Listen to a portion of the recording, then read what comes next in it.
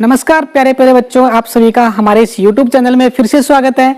पिछले वीडियो में जो है हम लोगों ने वेक्टर के बारे में पढ़ा था और वेक्टर की जो टॉपिक है उसको हम लोग थोड़ा सा आगे एक्सटेंड करते हैं इस वीडियो में।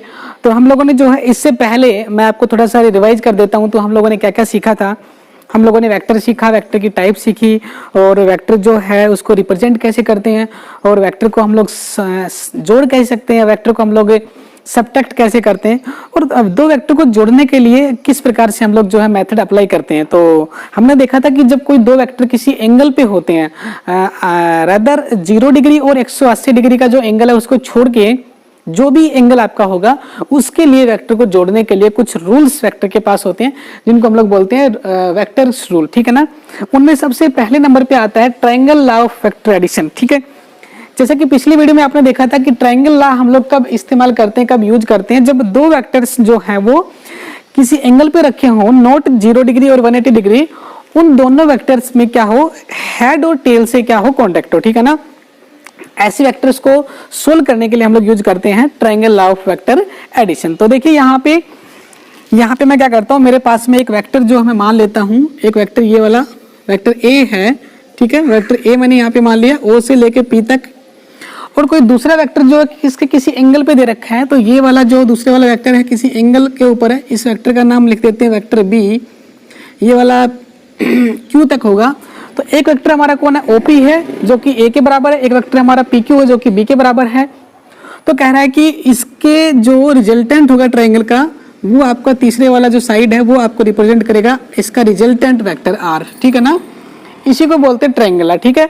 अब इसमें कुछ थोड़ा बहुत चेंजमेंट करते हैं। देखिए यहाँ पे मैं क्या करता हूँ, ड्रॉ करता हूँ यहाँ पे मैंने एक परपेंडिकुलर ड्रॉ कर दिया इस लाइन के ऊपर अलोंग एक्स एक्सिस के ऊपर 90 डिग्री के ऊपर, और इसको मैंने नाम दिया एन। एक नॉर्मल मैंने यहाँ पे डाल दिया, इसको मैंने एन नाम दिया है।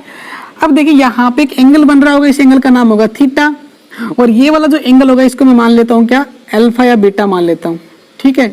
यानी theta is the angle between the two vectors. दो वेक्टर आपके हैं, वेक्टर ए और वेक्टर बी, उन दोनों के बीच का जो एंगल है वो हम लोग थीटा मान के चल रहे हैं। और beta is the angle of resultant vector and the vector along x axis. जो एक्स एक्सिस के अलोंग जो वेक्टर है उसके साथ में, और जो रिजल्टेंट वाला वेक्टर है उसके साथ में जो एंगल होगा उसको हम लोग बीटा मान रहे हैं। बीटा हमको जो हेल्प करेगा डायरेक्शन ऑफ रिजल्टेंट वेक्टर निकालने के लिए, कि रिजल्टेंट वेक्टर जो है वो किस डायरेक्शन में आ रहा है उसकी डायरेक्शन निकालने के लिए काम करेगा। और जो थीटा एंगल है वो इन दोनों के बीच का एंगल है ही, ठीक है।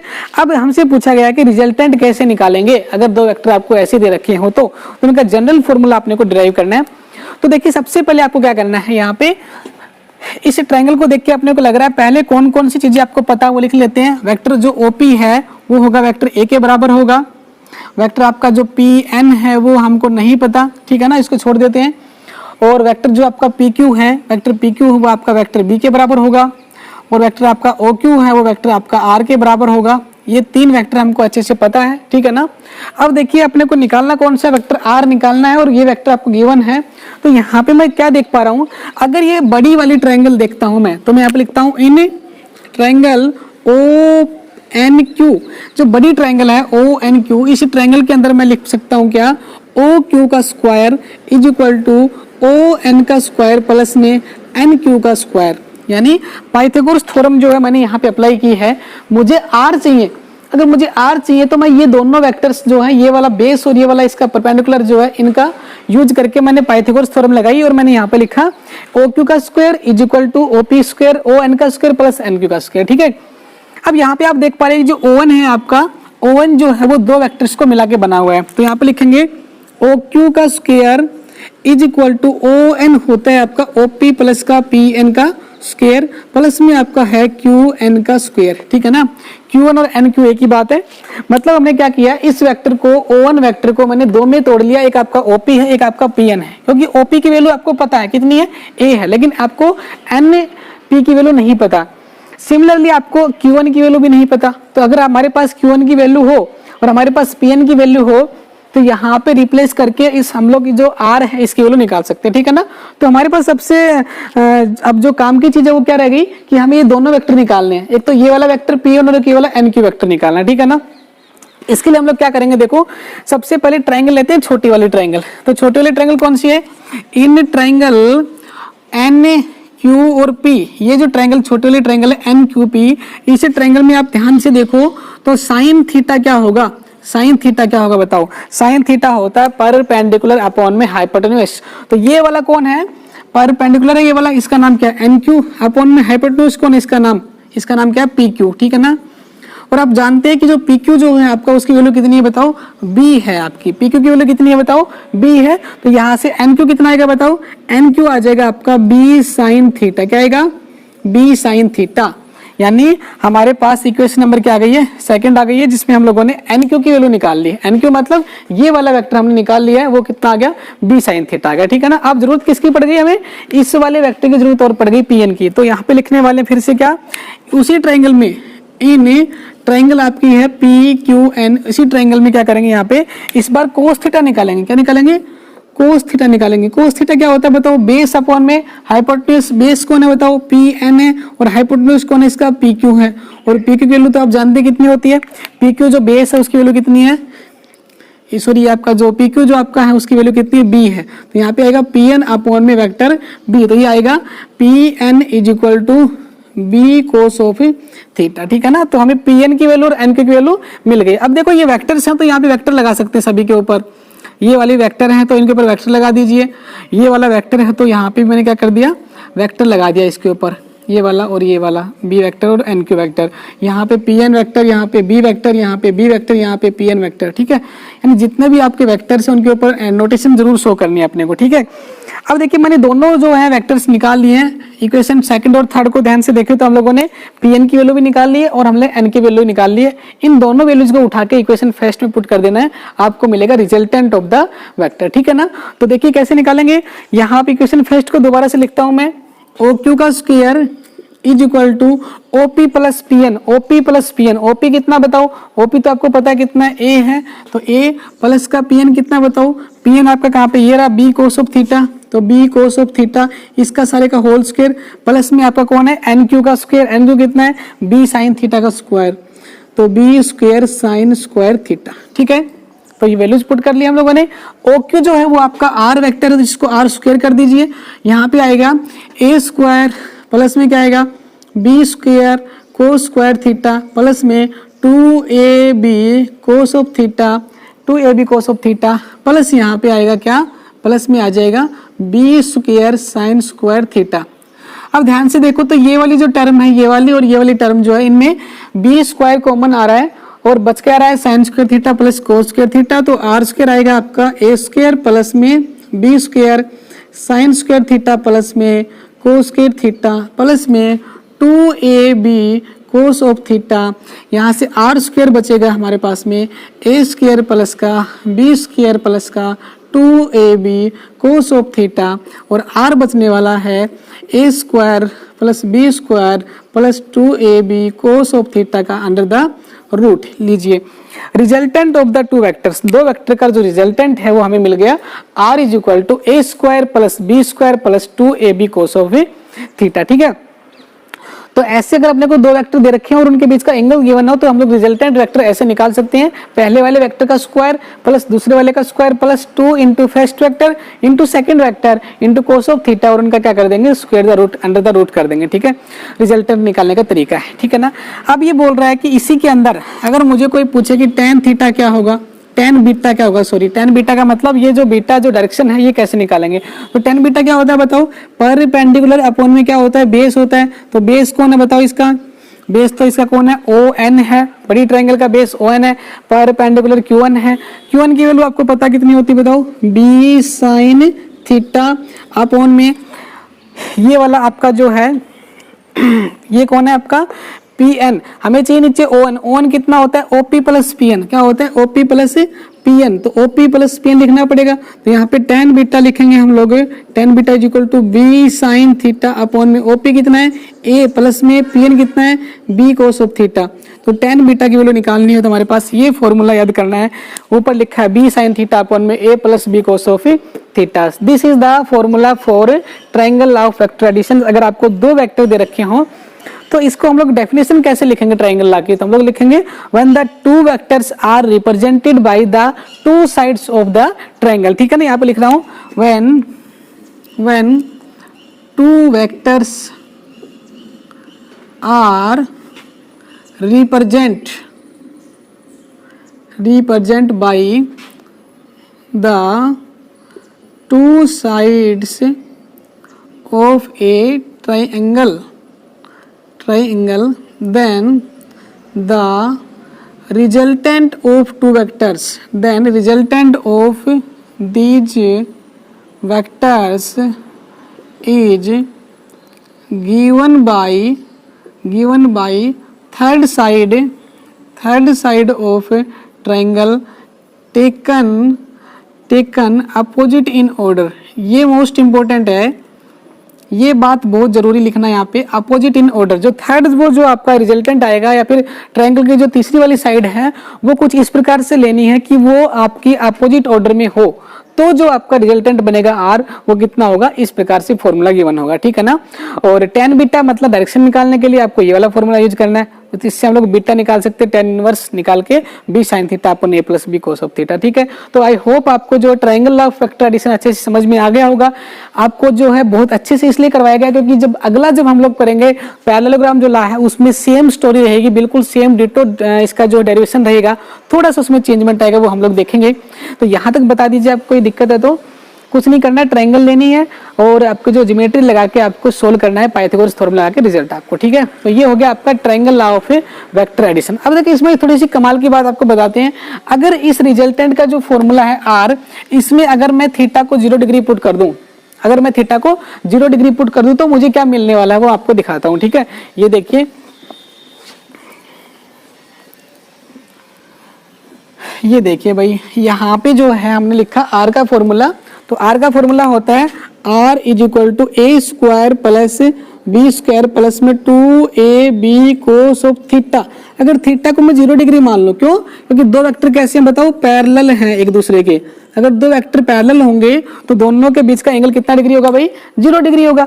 तो दैट्स वाई कोस 0 यहाँ पे पुट कर देंगे तो कोस 0 कितना होता है, 1 होता है। तो यहाँ पे आएगा A square plus B square plus में 2ab। और आप जानते हैं कि एक फॉर्मूला होता है आपका mathematical formula, a plus B का होल स्क्वायर क्या होता है, A square plus B square plus 2ab। Square को रूट से कैंसिल कर दिया तो मुझे मिला a प्लस बी। इसका मतलब हम लोग जान गए कि दो वेक्टर्स अगर एक ही डायरेक्शन में है मतलब उनके बीच का एंगल 0 डिग्री है, तो उन दोनों को हम लोग सिंपल अलजेब्रिक रूल से भी ऐड कर सकते हैं, और वेक्टर के तरीके से ऐड करें तो भी उनका फॉर्मूला वही रहेगा। यानी अगर पैरेलल और एंटी पैरेलल जब आता है तो सिंपल रूल्स भी अप्लाई कर सकते हैं, अदरवाइज आपका वेक्टर के रूल ही अप्लाई करना पड़ेगा, ठीक है ना। अब सेम फॉर्मूला जो है हम लोग इसमें पुट करते हैं, angle theta is equal to 90 degree. तो यहाँ पे आएगा नंबर 2 पे, अगर वो आपका कैसा एंटी पैरेलल है, अगर आपका एंटी पैरेलल है तो आपका आर आएगा ए स्क्वायर प्लस का बी स्क्वायर माइनस का 2ab कोस ऑफ 180 डिग्री। कोस 180 कितना होता है बताओ, कोस 180 होता है -1। क्या होता है, -1। तो यहाँ से इसको रिमूव कर दीजिए, माइनस का 1 कर दीजिए। ये फॉर्मूला बनेगा आपका a माइनस बी का होल स्क्वायर का रूट। a माइनस बी का होल स्क्वायर होता है A square plus B square minus 2ab। Square से रूट कैंसिल हो जाएगा तो आपके पास आएगा a माइनस बी।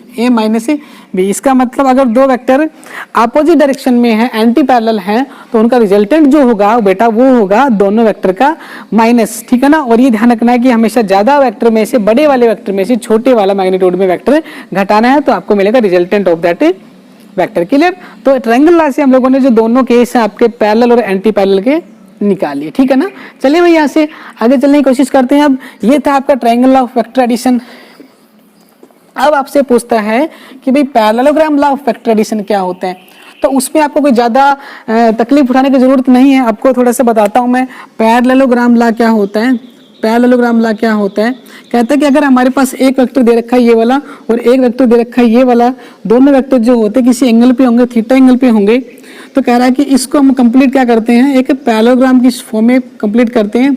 और ऐसा हमने किया भी था पिछले वीडियो में। और ये डायगोनल जो है इसका ये रिप्रेजेंट करेगा किसको, आर को रिप्रेजेंट करेगा, मतलब उसका रिजल्टेंट। तो ये वाला ए वेक्टर है, ये वाला बी वेक्टर है। तो अगर हम देखें तो पैरेलल साइड सेम होती है पैरेललोग्राम की, तो यहाँ पे आएगा वेक्टर बी और ये वाला वेक्टर होगा वेक्टर ए। यहाँ पे मैंने क्या किया, नॉर्मल ड्रॉ किया, ये 90 डिग्री पे। ये वाला एंगल भी क्या होगा बताओ, थीटा होगा, ठीक है ना। ये वाला थीटा तो ये भी क्या होगा, थीटा होगा। और ये जो एंगल बच गया इसको हम लोग बीटा नाम दे देते हैं। ये बीटा क्यों, क्योंकि ये वाला जो है डायरेक्शन के लिए एंगल है, रिजल्टेंट का एक्स के साथ में जो एंगल है वो बीटा होता है, ठीक है। तो सेम कहानी रिपीट है, डायग्राम बिल्कुल सेम सा है। अब देखो यहाँ पे क्या करना है, मुझे वही काम करना पड़ेगा। ये वाला पॉइंट O है, ये वाला P है, ये वाला Q है, ये वाला N है और ये वाला RS है, ठीक है ना। तो अब क्या करना है, बड़ी वाली ट्रायंगल लेनी है और बड़ी ट्रायंगल के अंदर वही अपने को OQ निकालना है। तो हम क्या करेंगे, OP प्लस क्या करेंगे PN और यहाँ पे QN की वैल्यू आपको पता कितनी आई थी, B cos थीटा, इसकी वैल्यू B sin थीटा आई थी, तो A plus B sin theta, ठीक है ना। वही आपको tan बीटा निकालना है, अल्फा निकालना, जो भी निकालते आए, ठीक है ना। अब इसमें थोड़ी सी आपको और एक्स्ट्रा चीजें क्या पढ़नी है, बाकी तो रिजल्ट सेम रहेगा, सेम टू सेम डिटो चलेगा। डायग्राम अलग बनाना है और डेफिनेशन में क्या लिखेंगे, when the two vectors are represent by the two adjacent side of the parallelogram. यहाँ पे लिखते हैं when two vectors are represented by the two side of the two adjacent side बोलेंगे यहाँ पे, ठीक है ना, एडजेसेंट साइड, ठीक है ना, adjacent side of the parallelogram, then their diagonal is represented the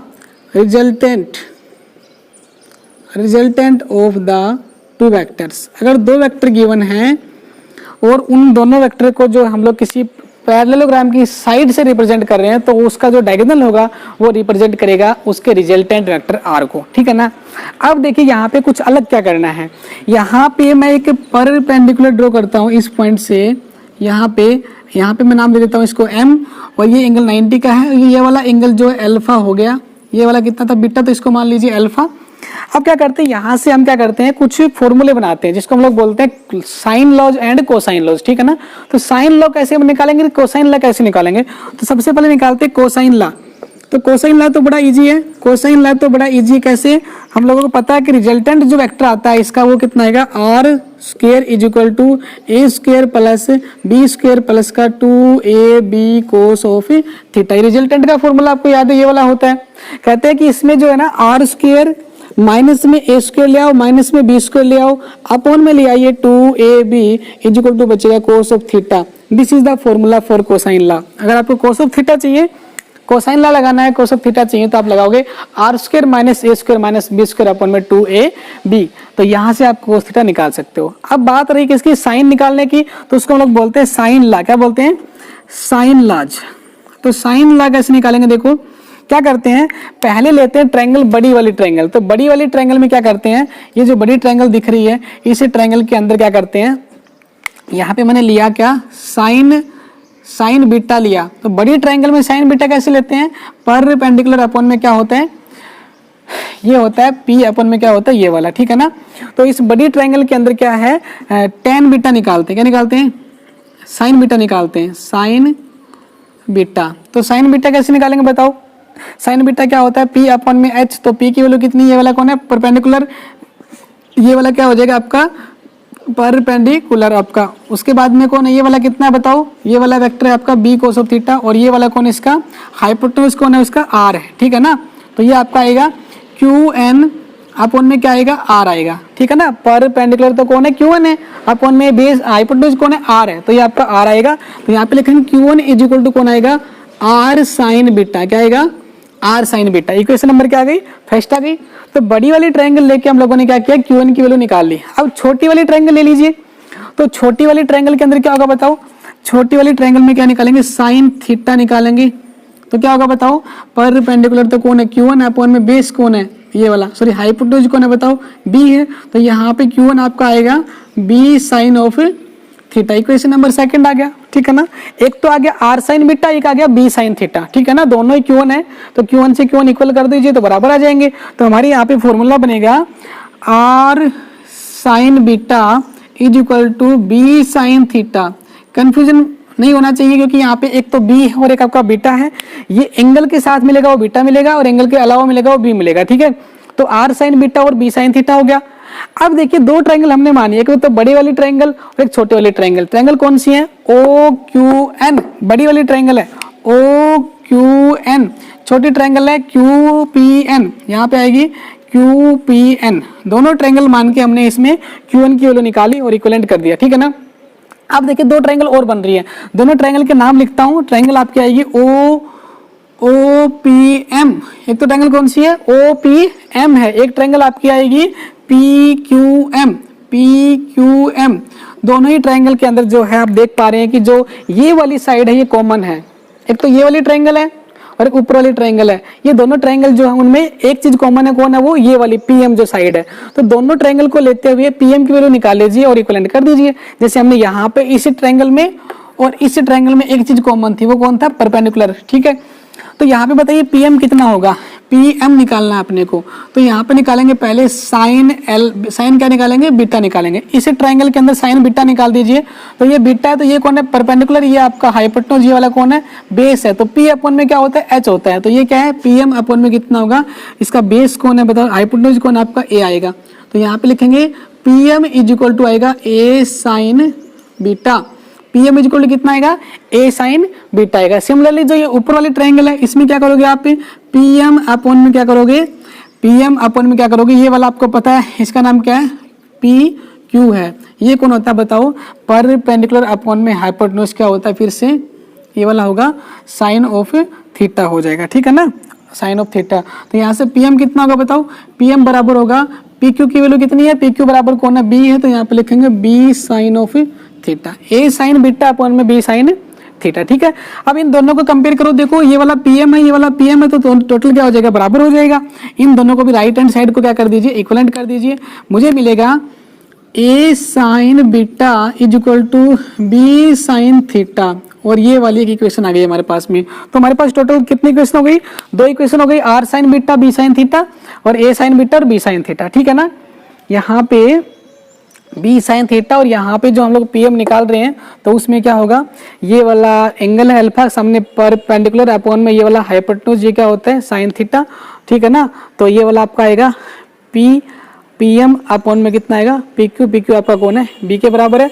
तो ये वाला बी साइन, अच्छा ये एंगल गलती कर दी यहाँ पे, इस ट्रायंगल को देखो, छोटी वाली ट्रायंगल को यहाँ पे एंगल कितना है, अल्फा है, एंगल कितना भाई, अल्फा। तो यहाँ पे अल्फा लेंगे और इसमें कितना एंगल था, बीटा था, ठीक है। तो यहाँ पे आएगा बी साइन अल्फा, ठीक है। अब बिल्कुल सही है। अब ध्यान से देखो, तो ये वाली इक्वेशन है, इसको ध्यान से देखो, इसको मैं दोबारा से रीअरेंज करता हूँ। यहाँ पे लिखता हूँ मैं आर अपॉन में sine theta is equal to यहाँ पे बी अपॉन में साइन बीटा, ठीक है ना। आर अपॉन में साइन थीटा और बी अपॉन में साइन बीटा, ऐसे इसको भी रीअरेंज कर लीजिए। ये क्या लिखेंगे बताओ, यहाँ पे बी अपॉन में sine beta is equal to A upon में साइन अल्फा, ठीक है ना। देखो इस इक्वेशन को सोल्व किया तो हमारे पास ये बना, उसको सोल्व किया तो ये बना। दोनों में एक बात देखो, ये साइड दोनों में बराबर है, इसका मतलब इसको इक्विवेलेंट कर दीजिए। अगर ये बराबर तो वो भी बराबर होगा, इसका मतलब तीनों ही बराबर हो जाएंगे। तो हम लोग लिखेंगे R upon sine theta is equal to B upon sine beta is equal to A upon में साइन अल्फा। एक को हम लोग छोड़ सकते हैं, ठीक है ना। तो हमारे पास एक फॉर्मूला बन गया, ये वाला फॉर्मूला, इसको हटा दीजिए यहाँ पे और ये आ जाएगा ए अपॉन में साइन अल्फा, ठीक है। इन तीनों को मिला के इसमें देखो, ध्यान से देखिए, फॉर्मूले में नीचे क्या लगा हुआ है, नीचे sine theta sine beta sine alpha. इसका मतलब इसको हम लोग बोला करते हैं साइन लॉ, क्या बोलते हैं, साइन लॉ बोलते हैं, जिसमें आपके साइन लिखा होता है। सभी साइन वाले एंगल है तो साइन लॉ बोलते हैं, इसमें कोस का एंगल है तो कोसाइन लॉ बोलते हैं। तो ये आपका ट्रायंगल लॉ और आपका है पैरेललोग्राम लॉ, जिसमें आपको जो है एक तो पढ़ना क्या, साइन लॉ, एक आपको पढ़ना है कोसाइन लॉ, ठीक है ना। और ट्रायंगल लॉ और पैरेललोग्राम लॉ, ये दोनों तो पढ़े ही आपने, ठीक है ना। इनकी हेल्प से हम लोग क्या कर सकते हैं, रिजल्टेंट वेक्टर निकाल सकते हैं, ठीक है। तो आपने देखा कि रिजल्टेंट जब भी निकालते हैं तो formula remains same, triangle law में और पैरेललोग्राम लॉ में जो रिजल्टेंट है बेटा वो क्या रह गया है, सेम रह गया, उसमें कोई भी चेंजमेंट नहीं आया, ठीक है ना। तो ये था आपका वेक्टर का सम निकालना, ठीक है ना। अब देखो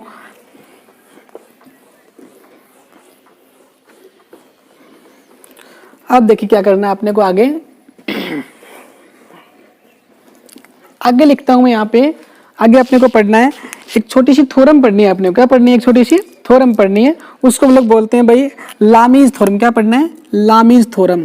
तो लामीज थ्योरम क्यों पढ़ रहे हैं, ये एक इंपॉर्टेंट सी थ्योरम है जो अपने को क्वेश्चंस को सोल्व करने में हेल्प करेगी इजिली, ठीक है ना। तो क्या कहती है थ्योरम, समझ लेते हैं। छोटी सी है, एक ही लाइन की है, ज्यादा दिक्कत नहीं आएगी अपने को समझने में। अगर किसी पॉइंट के ऊपर, अगर किसी एक पॉइंट के ऊपर, एक पार्टिकल के ऊपर, एक ही बॉडी के ऊपर तीन अलग अलग क्या लग रहे हो, फोर्स लग रहे हो अलग अलग डायरेक्शन के ऊपर, ये वाला फोर्स है, ये वाला फोर्स है और ये वाला फोर्स है, कोई भी तीन अलग अलग फोर्स है, इसका नाम F1 है, इसका नाम F2 है, इसका नाम F3 है, और उनके बीच का जो एंगल दे रखा है वो अल्फा है, ये वाला जो एंगल है वो आपका बीटा है, ये वाला जो एंगल आपका कैसा है, गामा है। ठीक है ना।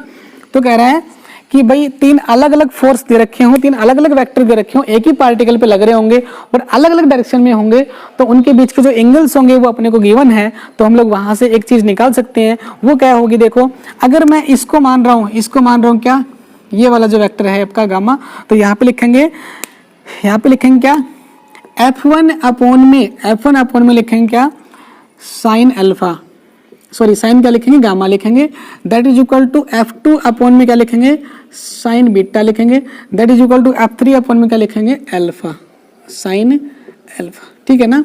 ये साइन लॉ जैसा ही है। अगर इस प्रकार से तीन वेक्टर दे रखे हो, एक ही पॉइंट पे तीनों अलग अलग डायरेक्शन में है, उनके बीच का एंगल आपको गिवन है और वेक्टर आपको गिवन है, तो हम लोग जो है इस इक्वेशन को यूज करके उसको सिचुएशन को सोल्व कर सकते हैं। उससे जितना भी वो आपको दिया हुआ है सिस्टम उसको सोल्व करना हो तो ऐसे सोल्व करेंगे। ये इक्वेशन जो है इसको पूरी तरीके से सेटिस्फाई करती हैं। ध्यान रहे ये पूरा का पूरा सिस्टम कहाँ रहेगा, इक्विलिब्रियम में रहेगा, यानी सिस्टम जो है वो मूव नहीं करना चाहिए। अगर मूव भी कर रहा है तो सिस्टम इक्विलिब्रियम में रहना चाहिए, मतलब फोर्सेज के बीच का एंगल और उन फोर्सेज का या फिर वेक्टर का मैग्नीट्यूड चेंज नहीं होना चाहिए। That's in that case these formulas are to be applied easily। ठीक है। ये वाला अगर फोर्स ले रहे हो तो उसके अपोजिट वाला एंगल लो, ये वाला फोर्स ले रहे हो तो अपोजिट वाला एंगल लो, ये वाला फोर्स ले रहे हो तो अपोजिट वाला एंगल लेना है अपने को। ठीक है ना। उस वाले वेक्टर के अपोजिट में जितना एंगल है वो अपन लेंगे यहाँ पे। तो इसका हम लोग बोलते हैं, फेमस है ये वाली बहुत अच्छी थ्योरम है यहाँ पे, लामीज थ्योरम। ठीक है। अब देखो आगे क्या होता है, एक दो क्वेश्चंस करवाएंगे तब आपको पता लगेगा कि लामीज थ्योरम जो होती है कितना हेल्पफुल होती है क्वेश्चन को सोल्व करने में। ठीक है। अब देखिए क्या करना अपने को, ये वाला है कंपोनेंट ऑफ वेक्टर, वेक्टर के कंपोनेंट समझते हैं हम लोग। ठीक है ना। और यहां पे बोलते हैं resolution of vector, resolution of vector, vector को रिजोल्व कैसे करते हैं। ठीक है ना। तो वेक्टर को रिजोल्व करने का मतलब क्या हुआ कि अगर एक वेक्टर को हम लोग एक से ज्यादा वेक्टर्स में ब्रेक कर ले, ठीक है ना, अगर एक वेक्टर को हम लोग क्या करते हैं एक से ज्यादा वेक्टर्स में क्या कर ले, ब्रेक कर ले, और जो वेक्टर्स टूटे हुए वेक्टर हैं, ब्रेक किए हुए वेक्टर हैं, उन सभी को रिजल्टेंट निकाले तो वो सेम इफेक्ट दे जो आपका एक ओरिजिनल वेक्टर था। ठीक है ना। यानी अगर हमारे पास 100 रुपए हैं और उसको हम लोग कन्वर्ट कर लेते हैं 50 + 50 में, तो 50 + 50 का जो रिजल्टेंट आएगा वो आपका पहले वाले वेक्टर जो है उसके इक्वल आएगा। ठीक है ना। मतलब सेम इफेक्ट दे आपका, उसको हम लोग बोलते हैं resolution of A vector. Vector को तोड़ सकते हैं तो कहता है कि वेक्टर को हम लोग एक वेक्टर को इनफाइनाइट वेक्टर्स में क्या कर सकते हैं, ब्रेक कर सकते हैं। लेकिन हमें सिलेबस में क्या पढ़ना है, रेक्टेंगुलर कंपोनेंट ऑफ वेक्टर। ठीक है ना। हमें पढ़ना है rectangular component, rectangular component of vector. Vector के रेक्टेंगुलर कंपोनेंट का मतलब ओनली एक्स और वाई का अपने को समझना है। ठीक है ना। एक्स और वाई में एक वेक्टर को कैसे ब्रेक करते हैं, तो केवल दो ही वेक्टर में ब्रेक करना है अपने को। ठीक है। तो देखो हमारे पास में जो है एक वेक्टर दे रखा है अपने को, वेक्टर आपका आर है, ये वेक्टर आर दे दिया हमने इस पॉइंट पे, और एंगल थीटा बना रखा है एक्स एक्सिस के साथ में, ये वाला वाई एक्सिस है। ठीक है। हमसे पूछता है कि इस वेक्टर आर को दो कंपोनेंट में ब्रेक कर दीजिए, और वो जो कंपोनेंट होंगे वो कंपोनेंट एक दूसरे के साथ में 90 डिग्री का एंगल बनाएंगे। ठीक है ना। अब हो सकता है कि हम लोग उस आर वेक्टर को दो अलग अलग कंपोनेंट में कैसे भी तोड़ सकते हैं, लेकिन हमें जब तोड़ना है तो उसको हमेशा रेक्टेंगुलर कंपोनेंट में ही तोड़ना है, एक रेक्टेंगल बना के तोड़ना है, यानी उसको 2D में ही तोड़ना है, आपको 90 डिग्री के ऊपर ही तोड़ना है, कुछ भी कह सकते हैं। ठीक है ना। अब देखिए ये वाला जो वेक्टर है आर, इसको तोड़ने के लिए क्या करते हैं, यहाँ पे ड्रॉ करते हैं परपेंडिकुलर, और इसका नाम दे देते हैं ओ, ए और बी, और यहाँ पे एक लाइन खींचते हैं, यहाँ पे इसको बोलेंगे सी। ठीक है ना। ये वाला थीटा, तो ये वाला भी क्या होगा बताओ, थीटा होगा। ठीक है ना। इसका नाम निकाल देते हैं vector component of R along X, तो आर एक्स हो गया। ये वाला vector component of R along Y, तो इसको आर वाई बोल देंगे। मुझे पूछा गया है कि इस आर का कंपोनेंट एक्स में कितना आएगा और वाई में कितना आएगा। अगर आर को मैं दो कंपोनेंट में तोड़ूं और उसमें एक कंपोनेंट क्या है एक्स एक्सिस के अलोंग है और एक कंपोनेंट वाई के एक्सिस के अलोंग है, और दोनों को मैं वापस जोड़ता हूं तो मुझे वही आर मिलना चाहिए, ऐसे तोड़ना है। ठीक है ना। तो देखिए क्या होगा यहाँ पे, मुझे RX चाहिए, तो मुझे इस ट्रायंगल को देखना पड़ेगा। ट्रायंगल कौन सी है आपकी? OAB। इसी ट्रायंगल में क्या करेंगे, यहाँ पे कोस ऑफ थीटा निकालेंगे। क्या निकालेंगे? कोस ऑफ थीटा। तो कोस थीटा क्या होता है बताओ? कोस होता है बेस अपॉन में हाइपोटेन्यूज। तो बेस कितना है इसका? OB है। OB अपॉन में हाइपोटेन्यूज कौन है इसका? OA है। तो OA की वैल्यू तो आप जानते हैं क्या होती है? OA की वैल्यू होती है आपकी R। क्या होती है? R दे रखी है OA की वैल्यू। R को इधर लेके आओ, क्या आएगा? R cos of theta is equal to कौन है? OB। और OB का नाम क्या बताओ? OB का नाम क्या है? RX। क्या है? RX। अपने को यही निकालना था। RX का मतलब R का वो कंपोनेंट जो X में आए उसका नाम क्या हो गया? R cos of theta. अब आगे से हम ध्यान रखेंगे, किसी भी वेक्टर को अगर अपने को रेक्टेंगुलर कंपोनेंट में ब्रेक करना है तो उसका एक कंपोनेंट जो एक्स के अलोंग आएगा या फिर एक कंपोनेंट जो एंगल के साथ वाला कंपोनेंट आएगा वो हमेशा कोस का होता है। थीटा एंगल दे रखा है तो थीटा के साथ वाला जो कंपोनेंट है वो क्या होगा? आपका एक्स का, कोस का आएगा। ठीक है ना। सिमिलरली इसी ट्रायंगल में हम लोग क्या करते हैं? हम लोग करते हैं sine of theta. Sine theta क्या होता है बताओ? P अपॉन में H। तो इसका जो परपेंडिकुलर है वो कितना बताओ? वो कौन है? AB है ये वाला। अपॉन में इसका जो H है वो कितना आपका? OA है। वो कितना है? OA। ठीक है ना। उसमें कोस थीटा में तो बेस अपॉन हाइपोटेन्यूज था, इसमें P अपॉन में क्या है? H है। तो ये परपेंडिकुलर है AB। अब बताओ AB किसके बराबर है? AB तो किसके बराबर है बताओ? RY के बराबर है। तो ये तो कौन हो गया? RY हो गया। अपॉन में OA कितना है? OA कितना बताओ? OA is equal to R है। तो यहाँ से R कितना आ गया? R sine theta is equal to R Y। यानी Y का जो कंपोनेंट है R का वो कितना आएगा? R sine theta. यानी वो एंगल जो है उसके साइन लगा दीजिए तो आपको मिलेगा आपका वर्टिकल कंपोनेंट। ठीक है ना। ये वाला जो कंपोनेंट ये एक्स के अलोंग है और ये वाला कैसे कंपोनेंट है? ये वाला कंपोनेंट जो वाई के अलोंग है। तो ये वाला आएगा आर कोस थीटा और आर साइन थीटा। ठीक है ना। ये दो कंपोनेंट हमने ब्रेक कर लिए। अगर इन दोनों कंपोनेंट को मैं फिर से क्या करता हूँ, रिजल्टेंट निकालता हूँ, तो देखो ये वाला कंपोनेंट कितना? R sine theta. तो ये भी क्या होगा? आर साइन थीटा होगा। इसे ट्रायंगल में अप्लाई कर दीजिए पाइथागोरस थ्योरम। तो R square cos square theta plus में R square sine square theta का root is equal to resultant आपका आएगा आर। तो देखिए R is equal to R square common ले लीजिए, sine square theta plus cos square theta आपका 1 हो जाएगा। ये आपका कट गया आर से, रूट से आर, ये बचेगा आपका आर। इसका मतलब है अगर वापस उस कंपोनेंट को अगर मैं रिजल्टेंट निकालूं तो मुझे सेम इफेक्ट मिलना चाहिए जो ओरिजिनल वेक्टर था। तो ओरिजिनल वेक्टर हमारा कितना था? आर था। उस आर को ही मैं क्या कर रहा हूँ? दो कंपोनेंट में क्या कर रहा हूँ? ब्रेक कर रहा हूँ। ठीक है ना। तो ये था भाई आपका यहाँ तक का टॉपिक है। कंपोनेंट को रिजोल्व कैसे करते हैं, रेक्टेंगुलर कंपोनेंट को रिजोल्व करना हमने आपको सिखाया है। तो यहाँ पे एक वेक्टर को कैसे लिखेंगे बताओ? इस वेक्टर को लिखेंगे क्या हम लोग ऐसे लिखेंगे, vector R is equal to R X का स्क्वायर प्लस में आर वाई का स्क्वायर का रूट। ठीक है ना। आर का वो कंपोनेंट जो एक्स के अलोंग है और आर का वो कंपोनेंट जो वाई के अलोंग है उसका रूट कर दो तो मुझे क्या मिलेगा? रिजल्टेंट वेक्टर मिलेगा। ये तो 2 डायमेंशन का वेक्टर है जिसको हम लोग बोलते हैं rectangular component of A vector. ठीक है ना। वेक्टर को रेक्टेंगुलर कंपोनेंट में कैसे ब्रेक करते हैं तो आपको आगे से ध्यान रखना है। थीटा के साथ वाला कंपोनेंट होता है वो कोस का होता है। क्यों होता है वो हम लोगों ने यहाँ पे आपको सिखा दिया। ठीक है ना। तो अगली वीडियो में हम लोग बात करेंगे component of vector in 3 dimension. 3 dimension के अंदर वेक्टर को कैसे रिजोल्व करते हैं और इसके अलावा जो है आगे की बातें करेंगे। ठीक है। तो ये था आपका वेक्टर एडिशंस और इसका जो आगे का जो पार्ट रह गया उसमें हम लोग बात करेंगे product of factor, multiplication of factor की बात करेंगे। ठीक है। तब तक के लिए आप जो है जुड़े रहिए हमारे चैनल के साथ में। जिन बच्चों ने हमारे चैनल अभी तक जो है सब्सक्राइब नहीं किया है, लाइक नहीं किया है, वो आप लाइक कर दीजिए, सब्सक्राइब कर दीजिए और बेल आइकन को दबा दीजिए ताकि आपको जब भी कोई नई वीडियो आएगी और नोटिफिकेशन आपको मिल जाए। अगर आप चाहते हैं कि कोई भी टॉपिक जो है फिजिक्स से रिलेटेड, कोई भी टॉपिक किसी भी क्लास का जो है टॉपिक आप पहली क्लास से लेके और जब तक फिजिक्स आप पढ़ते हैं कोई भी टॉपिक अगर आपको लगता है कि ये टॉपिक हमें समझना है तो आप कमेंट में लिख सकते हैं कि हमें ये टॉपिक करना है, तो आपको वो टॉपिक की वीडियो जरूर मिलेगी। तब तक के लिए thank you, have a nice day.